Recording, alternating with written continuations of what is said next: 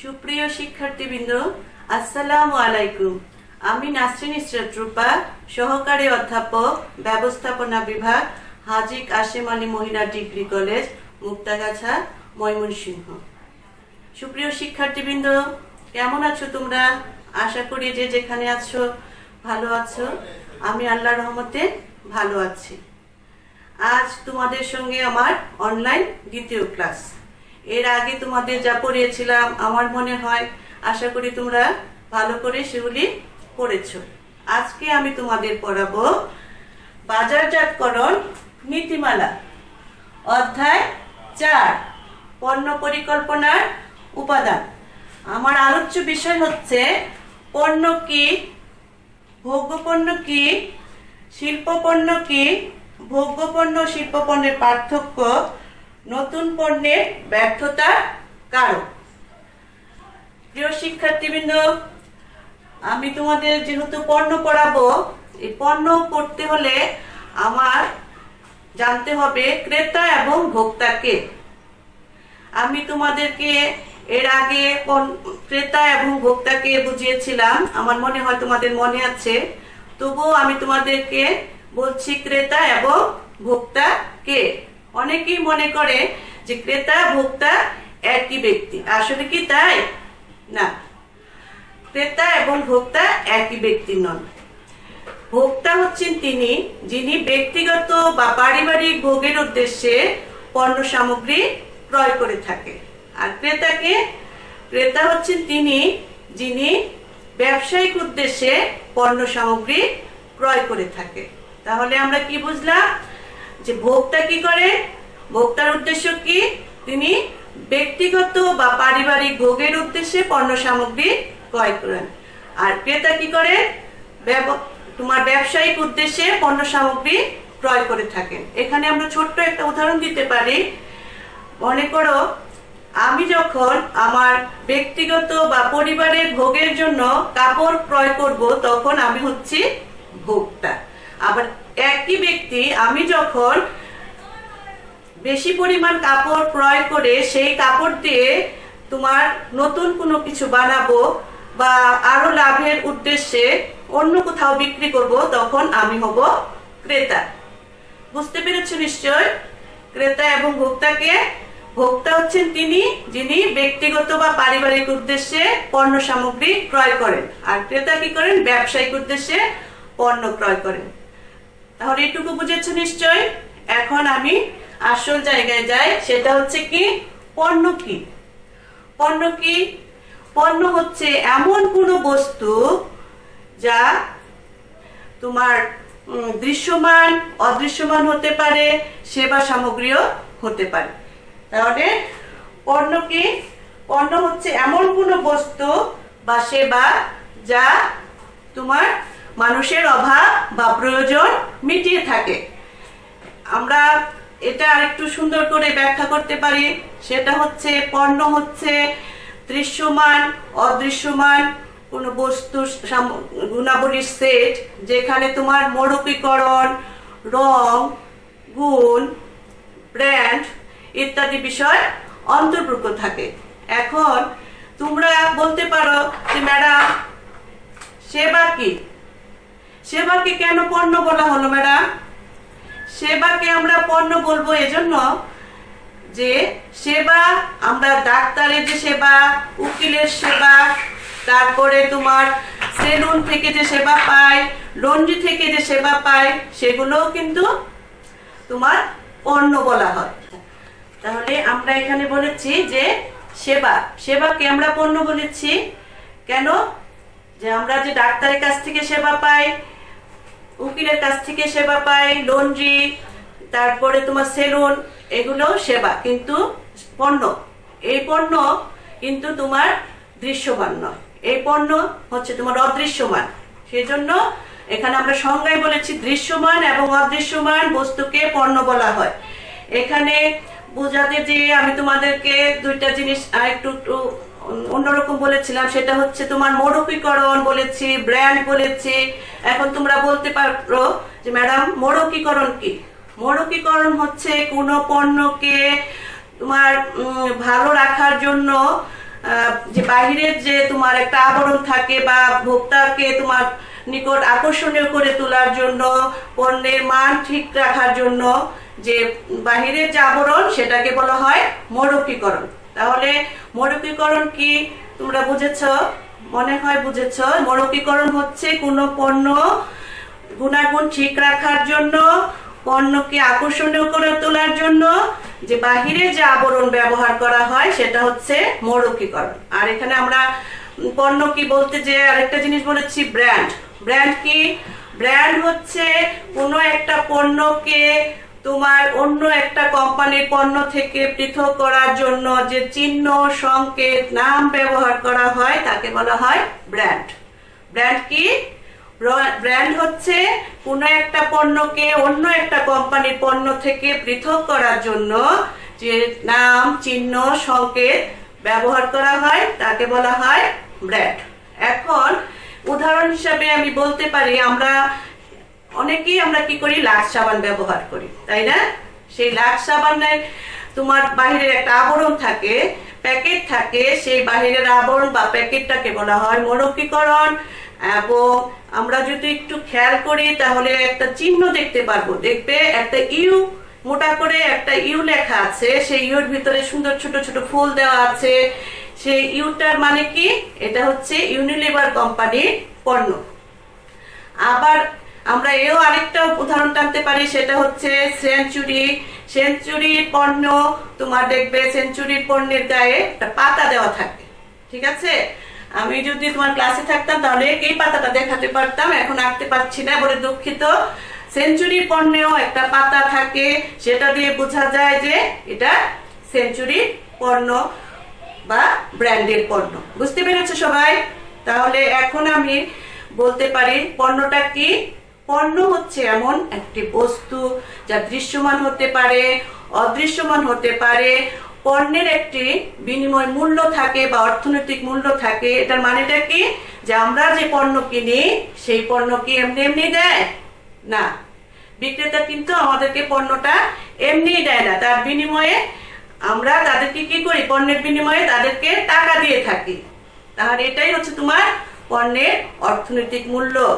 তাহলে আমরা পণ্য থেকে কি পেলাম? পণ্য বস্তুগত হতে পারে, অবস্তুগত হতে পারে, দৃশ্যমান হতে পারে, অদৃশ্যমান হতে পারে, সেবা সামগ্রী পণ্য। এই হচ্ছে আমাদের পণ্য। এখন উদাহরণ হিসাবে আমরা বলতে পারি, আমরা যেহেতু তোমরা ছাত্রী, আমাদের সামনে কি থাকে? বই, খাতা, কলম, নিত্য ব্যবহার্য যে আমরা জিনিস ব্যবহার করি সবই পণ্য। তাহলে সেবা হচ্ছে, সেটাও পণ্য। তাহলে আমরা বুঝতে পারলাম যে সেবাটা পণ্য। সেবাটা কি পণ্য? দৃশ্যমান না অদৃশ্যমান? সেবাটা হচ্ছে অদৃশ্যমান পণ্য। তাহলে আমরা নিশ্চয়ই বুঝতে পারলাম যে পণ্য কি। এখন আমরা তাহলে পরবর্তী আলোচনায় যেতে পারি। আমাদের পরবর্তী আলোচনা কি? ভোগ্য পণ্য কি? ভোগ্য পণ্য কি? ভোগ্য পণ্য হচ্ছে তোমার চূড়ান্ত ভোগের উপযোগী পণ্যকে বলা হয় ভোগ্য পণ্য। কাকে বলা হয় ভোগ্য পণ্য? চূড়ান্ত ভোগের উপযোগী পণ্যকে বলা হয় ভোগ্য পণ্য। ভোগ্য পণ্য যারা উৎপাদন করেন তারা চূড়ান্ত ভোগের উপযোগী করেই পণ্যটাকে বাজারে ছাড়েন। আমরা যারা ভোক্তা আছি তারা কি করি? ভোগ্য পণ্যটাকে সরাসরি বাজার থেকে ক্রয় করে এনে ভোগ বা ব্যবহার করতে পারি বা আমাদের প্রয়োজন মেটাতে পারি। তাহলে এখানে তোমরা উদাহরণ দিতে পারো। আমরা কি বলতে পারি? ভোগ্য পণ্য কোনগুলি? আমাদের বই, খাতা, কলম, আমরা যে তোমার ভাত, মাছ, মাংস খাই, এই সবগুলি হচ্ছে কি পণ্য? ভোগ্য পণ্য। বুঝতে পেরেছ ভোগ্য পণ্য কি? তাহলে ভোগ্য পণ্য হচ্ছে চূড়ান্ত ভোগের উপযোগী পণ্যকে বলা হয় ভোগ্য পণ্য, যা উৎপাদনকারী চূড়ান্ত ভোগের উপযোগী করে বাজারে পরিবেশন করে থাকে। এখন আমরা পরবর্তী আলোচনায় যেতে পারি। পরবর্তী আমাদের কি আছে? শিল্প পণ্য কি? এখন শিল্প পণ্য কি? শিল্প পণ্য হচ্ছে এমন পণ্য যা উৎপাদনকারী তোমার পণ্য ক্রয় করে পুনরায় সেই পণ্যটাকে পুনরায় প্রক্রিয়াকরণ করে পরিবর্তন করে পরিমার্জন করে নতুন করে উৎপাদন করে বাজারে উপস্থাপন করে থাকে। তাহলে শিল্প পণ্য কি? শিল্প পণ্য হচ্ছে চূড়ান্ত ভোগের উপযোগী পণ্য নয়। শিল্প পণ্য হচ্ছে এমন পণ্য যা উৎপাদনকারী ক্রয় করে সেটাকে পরিবর্তন পরিমার্জন করে বা পুনঃপ্রক্রিয়াকরণ করে বাজারে উপস্থাপন করে থাকে। এখন আমরা এখানে একটা সুন্দর উদাহরণ টানতে পারি। মনে করো ডিম। ডিম কি পণ্য? তোমরা ক্লাসে থাকলে আমি জিজ্ঞেস করতাম, বলো তো ডিম কি পণ্য? শিল্প পণ্য না ভোগ্য পণ্য? আমি যদি বলি ডিম প্রথমত ভোগ্য পণ্য। যখন আমি তোমাদেরকে প্রথমে বলেছিলাম ক্রেতা ভোক্তাকে, ভোক্তা যদি তোমার ডিম ক্রয় করে নিজের পরিবার বা তার ব্যক্তিগত ব্যবহারের উদ্দেশ্যে ক্রয় করে, তাহলে ডিম হবে তখন কি পণ্য? ভোগ্য পণ্য। কিন্তু একই ডিম যখন উৎপাদনকারী ক্রয় করে সেই ডিম থেকে তোমার কি বানানো যায়? বিস্কিট বানানো যায়, রুটি বানানো যায়। তারপরে তোমরা কি জানো শ্যাম্পু ব্যবহার করতে যে ডিম ব্যবহার করা হয়? শ্যাম্পুতেও ডিম ব্যবহার করা হয়। উৎপাদনকারী যখন তোমার এই ডিম ক্রয় করে তোমার নতুন করে ব্রেড, তারপরে বিস্কিট, শ্যাম্পু বা অন্যান্য সামগ্রী তৈরি করবে, তখন সেই ডিম আর ভোগ্য পণ্য থাকবে না। ডিম কি হয়ে যাবে? শিল্প পণ্য হয়ে যাবে। এটুকু তোমাদের বোঝাতে পারলাম? তাহলে আমরা আবার বলতে পারি শিল্প পণ্য এবং ভোগ্য পণ্য কি? ভোগ্য পণ্য হচ্ছে তোমার চূড়ান্ত ভোগের উপযোগী পণ্য হচ্ছে ভোগ্য পণ্য। আর শিল্প পণ্য কি? শিল্প পণ্য হচ্ছে উৎপাদনকারী সেই পণ্য ক্রয় করে পুনরায় আবার নতুন করে কোনো জিনিস যখন তৈরি করে তখন সেটা হয়ে যায় শিল্প পণ্য। এখানে আমি আরেকটা উদাহরণ তোমাদের দিতে পারি, চামড়া। চামড়াটা কিন্তু শিল্প পণ্য। বলো তো কেন? এই যে কুরবানি ঈদ আসতেছে, দেখবা যে ঈদের সময় যখন অনেক গরু ছাগল কুরবানি হয়, তখন দেখবা অনেকেই সেই তোমার চামড়া ক্রয় করে নিয়ে যায়। সেই চামড়া থেকে কি আমরা সরাসরি ভোগ করতে পারি চামড়াটা? না। সেই চামড়াটা পুরানো ঢাকায় তোমার আগে ট্যানারি ছিল, সেখানে প্রসেস করে তারপরে চামড়া থেকে কি বানানো হয়? চামড়া থেকে জুতা, ব্যাগ, বেল্ট ইত্যাদি তৈরি করা হয়। আবার সেই চামড়া আবার কি হয়? বিদেশে রপ্তানি করা হয়। তাহলে চামড়াটা আমাদের কি শিল্প? তোমার চামড়া হচ্ছে কি শিল্প? ভোগ্য না শিল্প? তোমার শিল্প। চামড়াটা হচ্ছে আমাদের শিল্প পণ্য, তাই না? আচ্ছা, এটুকু তোমরা বুঝেছ। এখন কি আমি তোমাদের ভোগ্য পণ্য এবং শিল্প পণ্যের পার্থক্য যেতে পারি? আমার মনে হয় তোমরা অনেকগুলি পয়েন্ট এখান থেকে পেয়ে গেছো যে ভোগ্য পণ্য কি এবং শিল্প। আচ্ছা, আমরা ভোগ্য পণ্য কি শিল্প পণ্য কি এটুকু নিশ্চয়ই বুঝতে পেরেছি। এখন আমার পরবর্তী আলোচনার বিষয় কি? ভোগ্য পণ্য এবং শিল্প পণ্যের পার্থক্য। এই ভোগ্য পণ্য এবং শিল্প পণ্যের পার্থক্য আমি তোমাদের ছকের মাধ্যমে বুঝাবো, তোমরা চাইলে স্ক্রিনশট নিতে পারো। ওকে।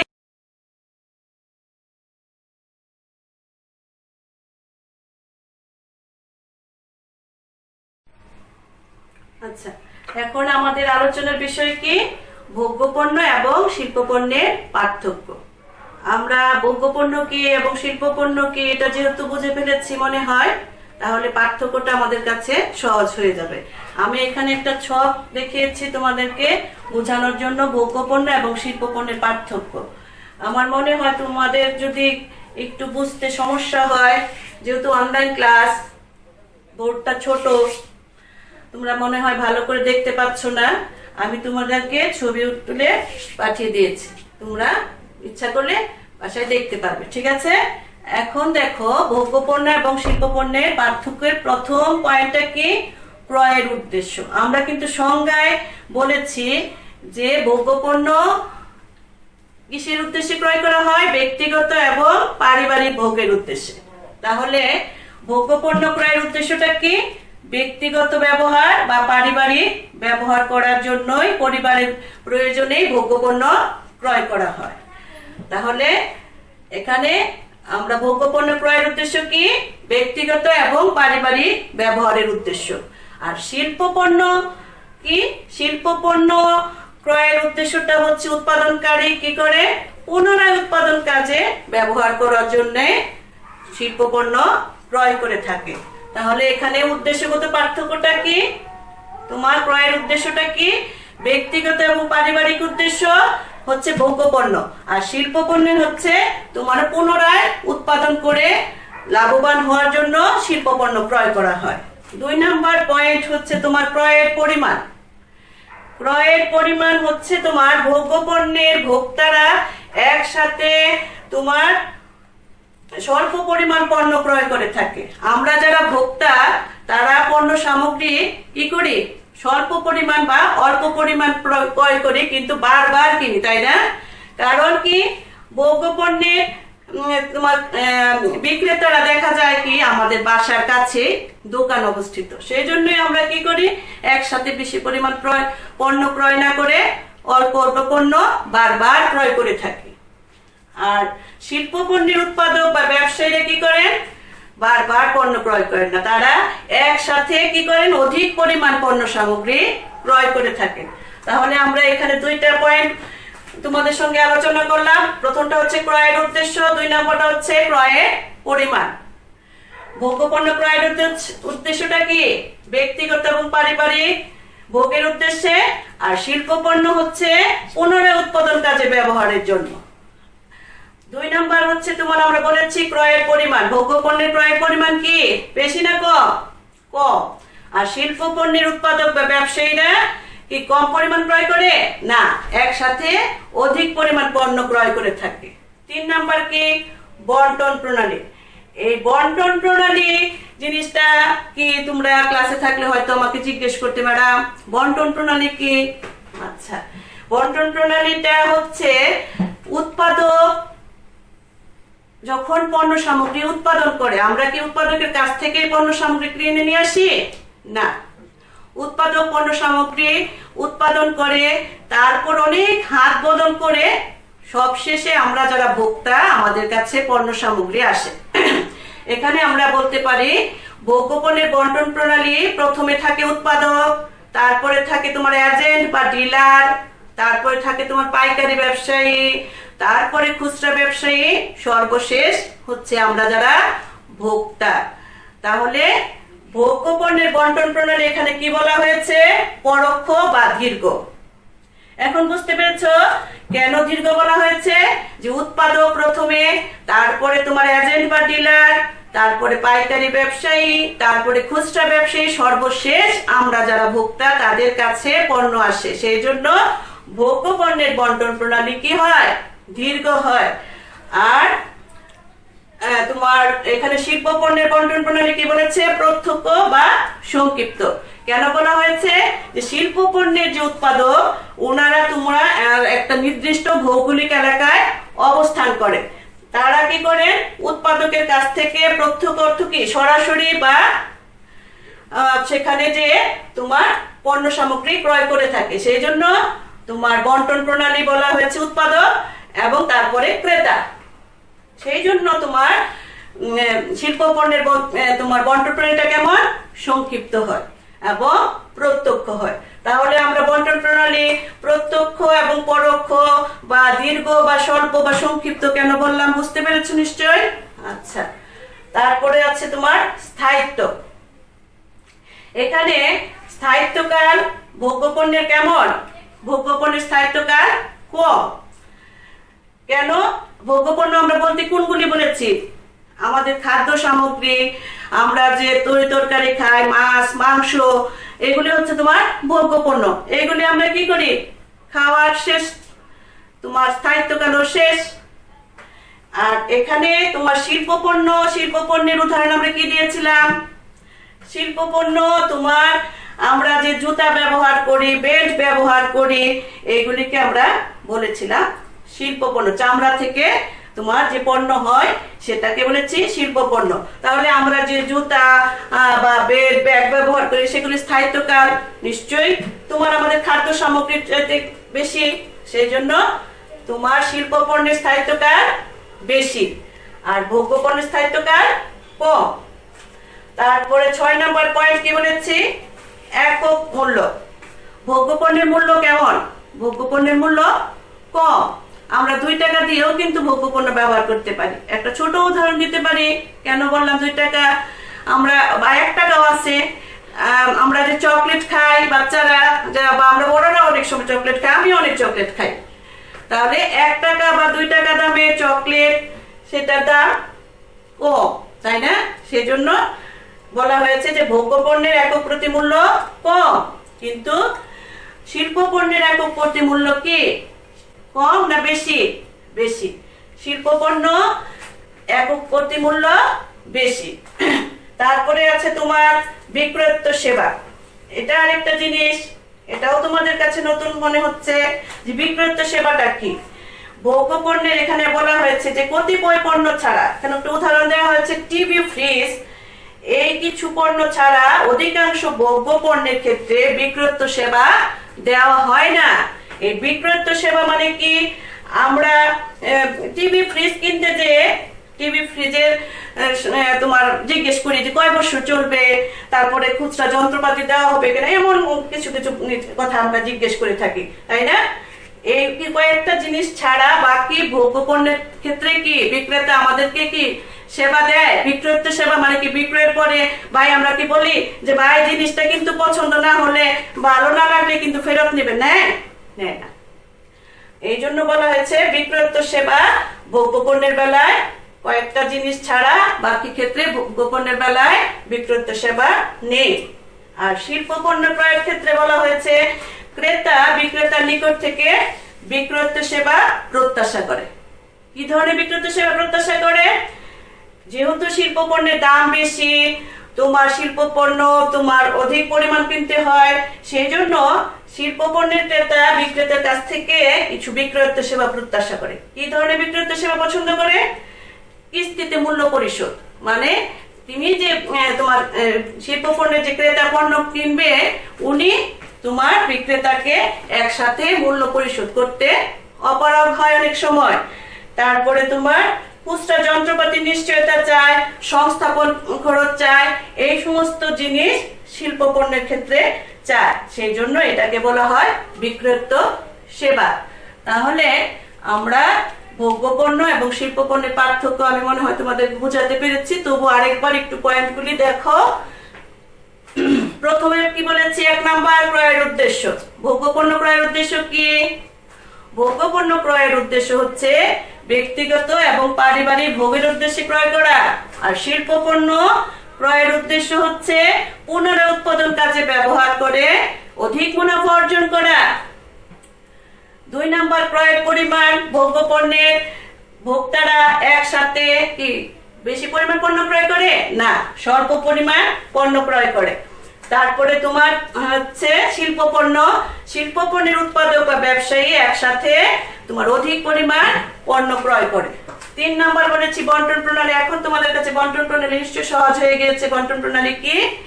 বন্টন প্রণালী, ভোগ্য পণ্যের বন্টন প্রণালী কেমন? পরোক্ষ বা দীর্ঘ হয়, কারণ উৎপাদকের কাছ থেকে ভোক্তার কাছে পৌঁছাতে অনেক হাত বদল হয়। আর তোমার শিল্প পণ্যের বন্টন প্রণালী কেমন? শিল্প পণ্যের বন্টন প্রণালী প্রত্যক্ষ বা সংক্ষিপ্ত হয়। তারপরে বলা হয়েছে স্থায়িত্ব। ভোগ্য পণ্যের স্থায়িত্বকাল কম, শিল্প পণ্যের স্থায়িত্বকাল বেশি। ভোগ্য পণ্যের একক মূল্য কেমন? ভোগ্য পণ্যের একক মূল্য কম, আর শিল্প পণ্যের একক প্রতি মূল্য বেশি। বিক্রয়োত্তর সেবা, এটাও তোমাদের মনে হয় বোঝা হয়ে গেছে যে বিক্রয়োত্তর সেবা কি। কতিপয় পণ্য ছাড়া কিছু ভোগ্য পণ্য আছে, টিভি এবং ফ্রিজ, এগুলিও আমাদের ভোগ্য পণ্য। এই কিছু ভোগ্য পণ্য ছাড়া অধিকাংশ ভোগ্য পণ্যের ক্ষেত্রে বিক্রেতা তোমার বিক্রয়োত্তর সেবা দেয় না, ঠিক আছে? আর শিল্প পণ্যের ক্ষেত্রে কি করে? ক্রেতা বিক্রেতার কাছ থেকে বিক্রয়োত্তর সেবা প্রত্যাশা করে। কি ধরনের বিক্রয়োত্তর সেবা প্রত্যাশা করে? কিস্তিতে মূল্য পরিশোধ করতে চায়, খুচরা যন্ত্রপাতি নিশ্চয়তা চায়, আরেকটা চায় তোমার সংস্থাপন। আচ্ছা, ভোগ্য পণ্য এবং শিল্প পণ্যের পার্থক্য নিশ্চয় তোমরা বুঝে ফেলেছো। এখন আমি পরবর্তী আলোচনায় যেতে পারি। পরবর্তী কি বলেছিলাম, নতুন পণ্যের ব্যর্থতার কারণ। এখন নতুন পণ্যের ব্যর্থতার কারণ জানতে হলে আমাকে জানতে হবে যে নতুন পণ্য কি। তোমরা বলতে পারো ম্যাডাম তো পণ্য পড়লাম, আবার নতুন পণ্য আবার কি জিনিস? নতুন পণ্য আরেকটা জিনিস। এই পণ্যটা কি? নতুন পণ্য হচ্ছে যে পণ্য পূর্বে যার কোনো অস্তিত্ব ছিল না, এমন কোনো পণ্য যদি কোম্পানি নতুন করে বাজারে নিয়ে আসে তাকে তাহলে বলা হয় নতুন পণ্য। মানে কি, পূর্বে যার অস্তিত্ব ছিল না এমন পণ্য যদি কোনো কোম্পানি বাজারে প্রবেশ করায় তাকে বলা হয় নতুন পণ্য। বুঝতে পেরেছ? আচ্ছা, এখন আমি তোমাদের বলেছিলাম যে নতুন পণ্য কেন ব্যর্থ হয় সেই কারণটা বোঝাতে চেয়েছিলাম। নতুন পণ্য তোমার যখন বাজারে প্রবেশ করানো হয় তখন যারা নতুন পণ্যের উৎপাদক তারা কি করে, প্রত্যাশা করে যে নতুন পণ্য বাজারে সফলতা লাভ করবে, তারা অধিক পরিমাণ মুনাফা অর্জন করবে। কিন্তু গবেষণা চালিয়ে দেখা গেছে যে নতুন পণ্য তোমার 1/3 বাজার দখল করতে পারে না। এই কেন নতুন পণ্য বাজার দখল করতে পারে না, এটা সুনির্দিষ্ট কোনো কারণ যদিও নেই, তারপরেও গবেষণার মাধ্যমে কিছু কারণ বের করা হয়েছে নতুন পণ্য কেন বাজারে তোমার জায়গা দখল করতে পারে না, কেন ব্যর্থ হয়, নতুন পণ্য ব্যর্থতার কারণ।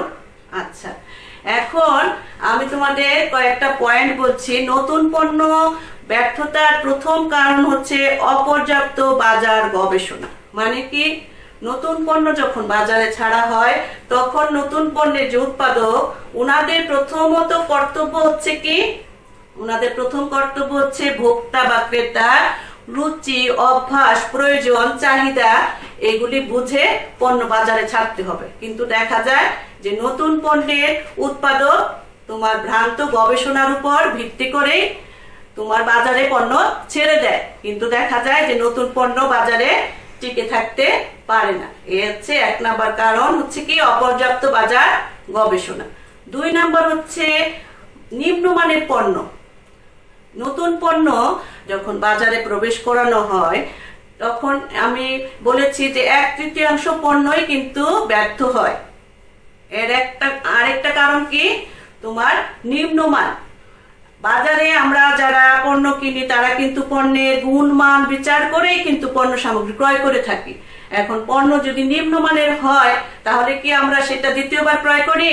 আমার মনে হয় আমরা সেই পণ্য সামগ্রী একবার ঠকে দ্বিতীয়বার আর কিনতে চাই না। 3 নাম্বার কি, 3 নাম্বার হচ্ছে তোমার কারিগরি দুর্বলতা। 3 নাম্বারটা কি, কারিগরি দুর্বলতা। নতুন পণ্যটি যখন উৎপাদন করা হয় তখন উন্নত প্রযুক্তি এবং কারিগরি তোমার কারিগরি জ্ঞানের ব্যবহার না করেই যদি তোমার উৎপাদন করা হয় তাহলেও কিন্তু নতুন পণ্য ব্যর্থ হয়ে যায়। তাহলে নতুন পণ্য কেন ব্যর্থ হয়? তোমার কারিগরি প্রযুক্তি, উন্নত কারিগরি প্রযুক্তির ব্যবহারের অভাবেও নতুন পণ্য ব্যর্থ হয়। অর্থাৎ আমরা যে পণ্য কিনি সেই পণ্যের ডিজাইনে যদি ত্রুটি থাকে তাহলে কিন্তু আমরা পণ্য সামগ্রী ক্রয় করতে চাই না। 4 নাম্বার পয়েন্ট হচ্ছে তোমার বন্টন ব্যবস্থাপনার অদক্ষতা। নতুন পণ্য যখন উৎপাদনকারী উৎপাদন করেন তিনি শুধু তার পণ্য সামগ্রী উৎপাদন করলেই তার দায়িত্ব শেষ হয়ে যায় না। সেই পণ্যটি কি করতে হবে? আমরা যারা ক্রেতা ভোক্তা আছি তাদের কাছে তোমার পৌঁছানোর ব্যবস্থা করতে হবে। আমাদের চাহিদা এবং প্রয়োজন মতো সেই পণ্য সামগ্রী সরবরাহ করতে হবে।